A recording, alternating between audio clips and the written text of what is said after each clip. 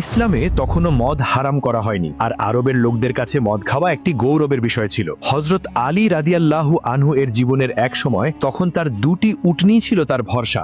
তিনি সেই উটনির মাধ্যমে ব্যবসা করে হযরত ফাতিমা রাদিয়াল্লাহু আনহা এর বিয়ের খরচ জোগাড় করতে চেয়েছিলেন। কিন্তু একদিন ফিরে এসে দেখলেন দুটি উটনির কুঁজ কেটে ফেলা হয়েছে, পেট চিরে তাদের কলিজা বের করা হয়েছে। এই নির্মম দৃশ্য দেখে তার চোখ ভিজে উঠল।